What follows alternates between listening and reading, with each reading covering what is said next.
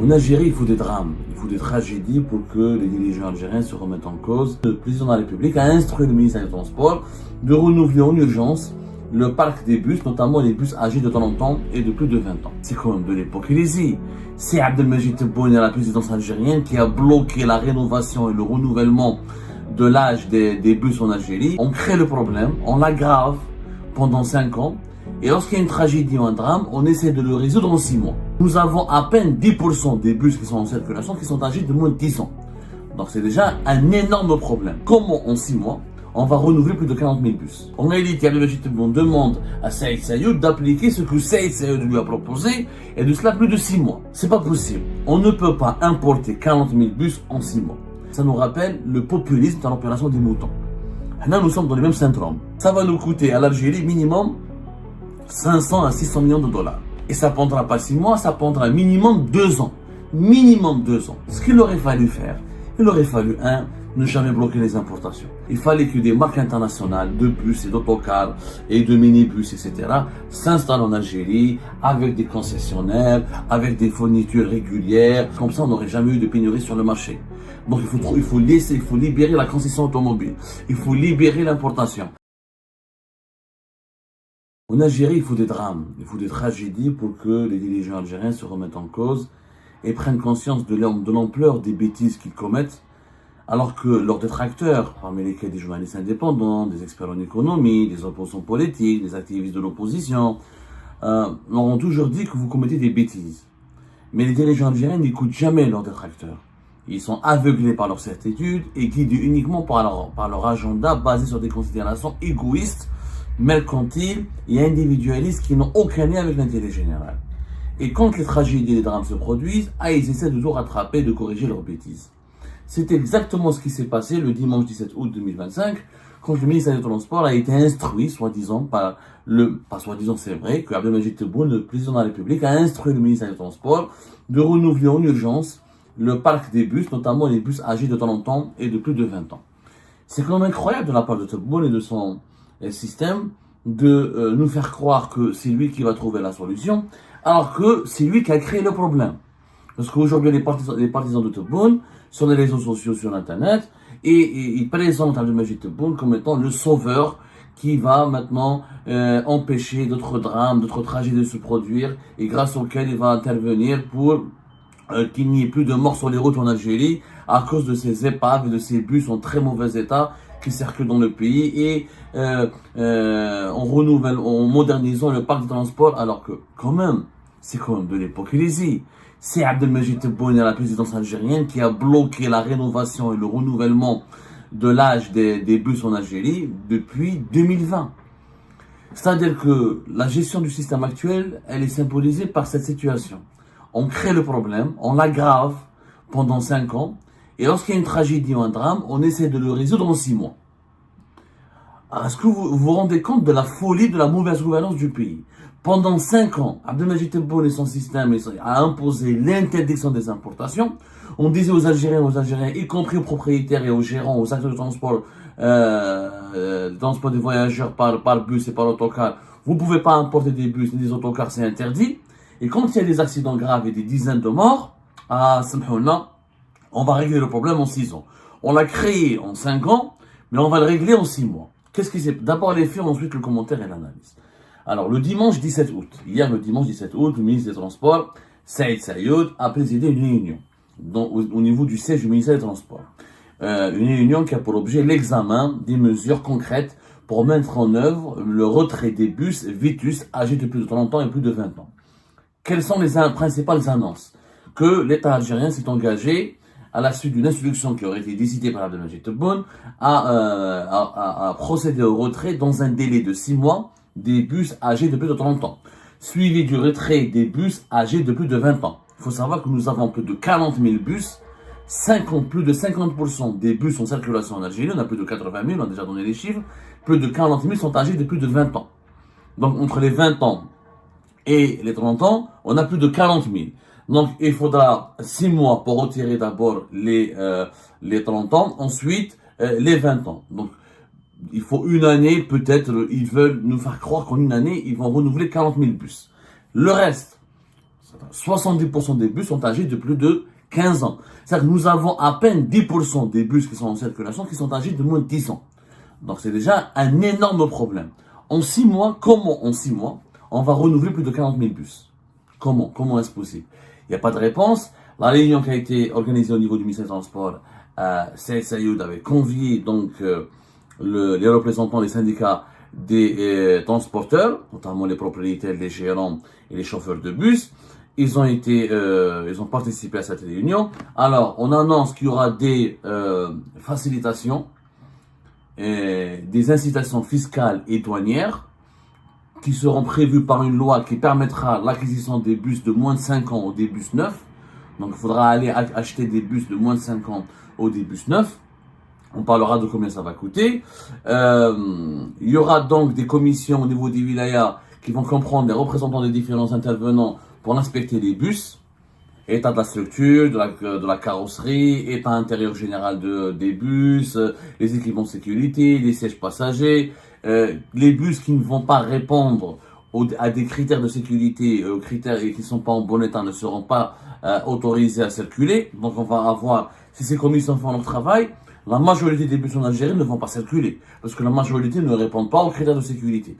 Des pièces qui manquent d'entretien, les carrosseries sont défoncées, les roues sont dans un mauvais état. Mais j'aimerais bien voir comment ces commissions vont travailler sur le terrain.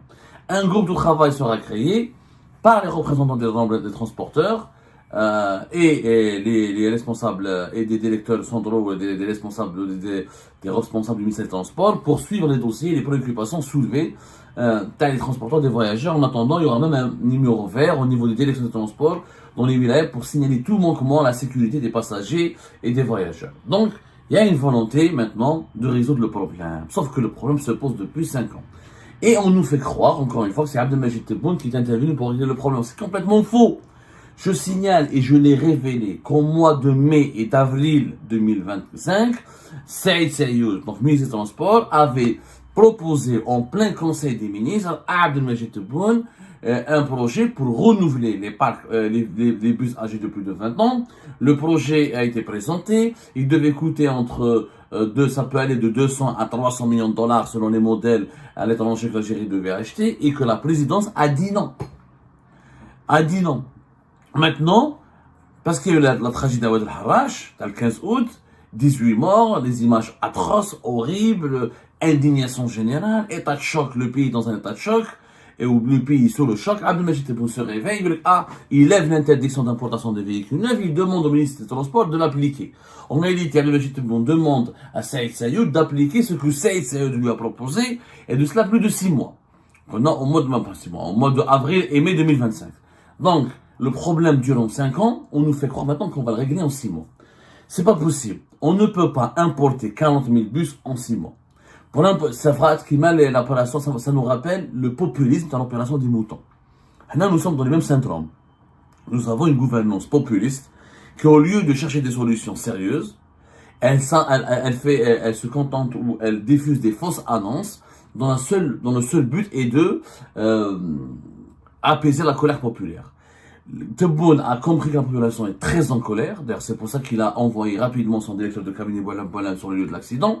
Il a compris que la population pourrait se révolter. Il a compris que la population en a marre de cette politique idiote et qui n'a aucun sens de l'interdiction des importations et qu'il n'y a ni production locale. Parce qu'on a depuis 5 ans, le pays il est verrouillé, il est fermé. C'est au moins on avait développé pendant ces 5 ans des projets de production locale. Rien n'a été développé. Donc les Algériens en ont ras-le-bol de la politique de Tebboune. Clairement, c'est une politique catastrophique et désastreuse. Et le premier responsable et l'origine du mal de ce qui s'est passé à Oued el-Harrach, c'est la politique anti-importation menée par Abdelmajid Tebboune depuis 2020.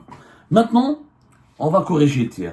Ce n'est pas en 6 mois qu'on va le corriger. Il faut savoir que d'abord, il faut trouver les fournisseurs à l'étranger. Il faut faire les lois. Est-ce que ce sont les transporteurs privés qui vont acquérir eux-mêmes les bus de moins de 5 ans, comme pour les voitures de moins de 3 ans? Est-ce qu'ils devront ramener eux-mêmes les devises du marché noir pour ensuite aller importer? Est-ce qu'ils voudront... Pour le moment, le dispositif il est opaque. Je rappelle qu'entre le mois de avril et mai 2025, les transporteurs ont exigé un financement bancaire. un financement bancaire. Ils ont exigé exonération des droits de douane, exonération de la TVA pour pouvoir importer des véhicules de moins de 5 ans. Maintenant, est-ce qu'on va... Parce que si on leur accorde un financement bancaire, ça veut dire que c'est les finances publiques, c'est les finances de l'État. L'État algérien, ça veut dire devra dégager un budget de la part des réserves de change, ce qui serait le plus juste, parce que un bus n'est pas comme un véhicule de moins de 3 ans. Il faut savoir qu'un bus, ça coûte cher. Un bus, c'est minimum, il y a plusieurs modèles. Si on prend des bus chinois, c'est entre 14 000 et 12 000 dollars. Si on prend des modèles européens, ça peut aller jusqu'à 20 000 euros. Et bien sûr, et après, il y a des problématiques. Il y a bus et bus. On parle des bus interurbains. Des bus qui font des bus de 24 à 30 places, qui font on va dire quoi, qui font des trajets d'une dizaine de kilomètres, ou c'est qui sont comment dirais-je, qui font des distances courtes entre Alger et Blida, ou là au sein d'Alger, ou là au sein d'Oran, des quartiers qui relient les agglomérations des grandes villes algériennes. C'est-à-dire qu'ils font 15, 14 kilomètres, qui font des rotations entre des destinations au sein de la même grande ville. Alger, Bajrah, Alger, Belkhadem, Malabel, Chiraga, Berraqi. Ça, c'est des bus interurbains. Leur prix est complètement différent des prix des bus qui devront faire des longs trajets. Les grands bus qui ont une capacité de transport de plus de 50, 60 passagers et qui sont dans un aussi mauvais état. Attention, le problème de la vétusté des bus ou des autocars ou des transports en commun ne concerne pas uniquement les bus interurbains ou les moyens de transport ou les autocars interurbains. Ça concerne aussi les grands bus qui font qui relient les villes du pays à travers de longues distances. Les bus qui partent à l'intérieur du pays, pour le Grand Sud, qui vont jusqu'à Adrar, etc.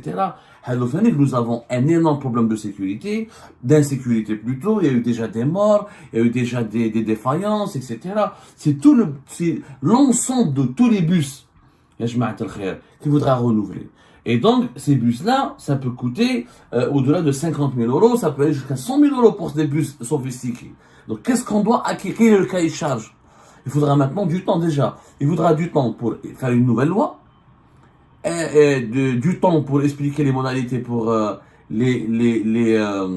l'ouverture d'une lettre de crédit, etc.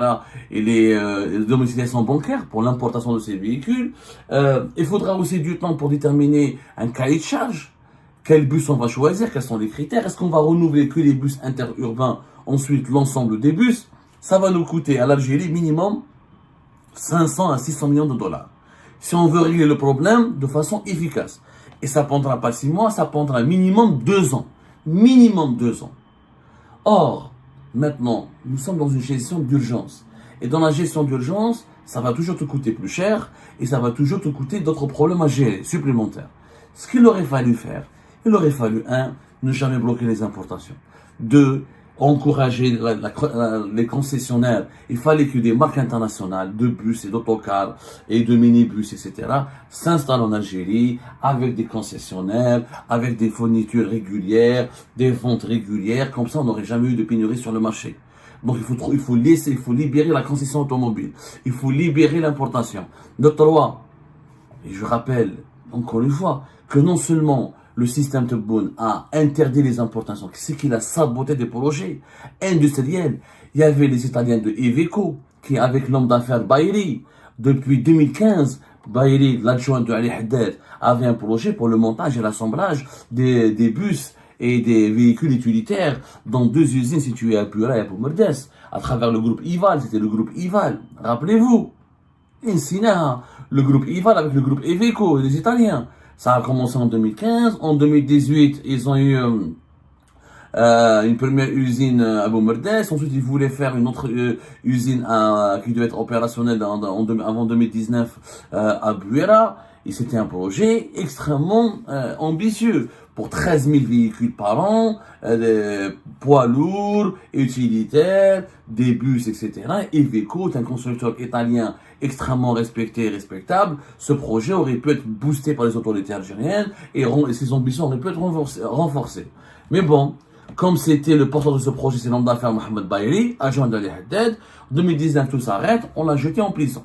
Et le projet aurait été récupéré, on a attendu septembre 2024 pour qu'un groupe public, une société publique, je le rappelle, c'est la société Ferro qui n'a rien à voir avec l'industrie automobile. C'est le groupe Ferrovial. Ferrovial, il est spécialisé en quoi? Il est spécialisé dans tout ce qui est train, transport ferroviaire. Je vois pas نوش العلاقة بين les trains, etc. Avec l'industrie automobile. Donc c'est une entreprise étatique ferroviaire. On lui a donné ce projet. Il a été récupéré en septembre 2024. Et soi-disant que des contacts ont été que Iveco, les Italiens, ont fait un partenariat avec Ferrovial. Les termes de ce contrat, l'objectif, on a dit qu'ils vont produire 4000 véhicules dans des bus urbains et suburbains, etc. Donc de 2019 à 2024, tout a été bloqué. 5 ans quand même. 5 ans. Durant lesquels, Iveco, en 5 ans, tu peux développer des chaînes de production, tu peux transférer des technologies, tu peux développer un savoir-faire, tu peux améliorer ta production. Si on avait laissé le projet Iveco, on n'avait pas mis en prison et on n'avait pas cassé, tu peux mettre en prison Mohamed Baïli. Mais pourquoi tuer le projet? Tu aurais pu laisser le projet, discuter avec les Italiens, leur dire acheter tout le groupe Ival, ou le mettre en bourse, ou trouver un repreneur algérien ou étranger. En tout cas, nous, on a tout cassé. On a tout cassé et on a attendu septembre 2024 pour qu'une entreprise publique, alors qui n'a aucune relation, encore une fois, avec l'automobile et qui est spécialisée dans la fabrication de matériel ferroviaire et de locomotives, c'est pas grave, elle a repris le projet. Nous sommes en 2025. Nous sommes pratiquement une année après. Dans 2 mois, on sera en septembre 2000, dans un mois, on sera en septembre 2025. Est-ce que la production a commencé? Le projet, on n'a absolument pas, on n'a même pas, on n'a rien, on n'a plus jamais entendu parler de ce projet. On nous a dit, Ferrovial va créer 750 emplois directs, 1200 emplois indirects, mais voilà, c'est des entreprises étatiques. Il y a des entreprises étatiques, moi je miserais pas 1 euro sur elles. Déjà elles-mêmes, elles sont déficitaires, pas professionnelles. Comment voulez-vous qu'elles puissent gérer un projet de montage, d'assemblage de véhicules utilitaires, ou là de bus, ou là de urbain, ou là suburbain? C'est pas possible. C'est une connerie absolue. Il fallait laisser Iveco se développer tout seul en Algérie ou avec un partenaire international ou négocier les termes du contrat avec Iveco pour que le projet ne soit pas stoppé. Donc on a commis une série d'erreurs. C'est ce que les Algériens doivent comprendre, que quand tu es au plus haut sommet de l'État, du pouvoir d'un pays, quand tu fais une bêtise, cette bêtise, elle a des conséquences. Et tu ne peux pas réparer ta bêtise en 6 mois si tu as fait des bêtises pendant 5 ans. Et c'est que maintenant, on est en train de rattraper en urgence les bêtises des mauvaises décisions qui ont duré 5 ans. Ça ne se passe pas comme ça. Ça se passe pas comme ça, on va là en 6 mois. Tu vas pas régler en 6 mois ce que tu as, le tort que tu as fait pendant 5 ans. C'est pas possible. Maintenant, il faut une nouvelle stratégie. Il faut lever les interdictions d'importation. Il faut ramener les investisseurs étrangers pour améliorer la production locale. Et surtout, il faut accepter d'utiliser les réserves de change. Abdelmajid Tebboune doit faire le deuil de ses certitudes. Les réserves de change existent pour les dépenser, pour les utiliser, pour améliorer. La priorité, c'est pas la préservation des réserves de change. La priorité, c'est la préservation du bien-être, de la vie, de la sécurité et de la santé de la population algérienne. C'est la population algérienne qui est la priorité. C'est pas les réserves de change. Or, la politique de Tebboune depuis 2020, c'était les réserves. Comment préserver les réserves de change? Non. Je ne vais pas préserver de l'argent. Je crois qu'un père de famille, il a des économies, il va pas les dépenser, mais il va affamer ses enfants. Il va pas habiller ses enfants, il va pas les nourrir correctement, il va pas garantir leur sécurité, juste pour faire de l'épargne, pour épargner de l'argent. Est-ce que ça c'est humain? Est-ce que ça c'est noble? Bien sûr que non. Et ben voilà les amis, c'est la fin de cette vidéo. Je vous remercie comme d'habitude pour avoir suivi jusqu'à la fin. N'oubliez pas de nous laisser vos commentaires et vos réactions sur cette vidéo et de vous abonner à la chaîne si vous n'êtes pas encore abonné. Donc voilà, ça fait vraiment plaisir de voir vos commentaires et vos réactions et vos discussions sur la section des commentaires. C'est très intéressant et je vous prie toujours de garder le respect et un petit peu la bonne ambiance pour tout le monde. Donc voilà, merci beaucoup et à la prochaine dans une nouvelle vidéo. Au revoir.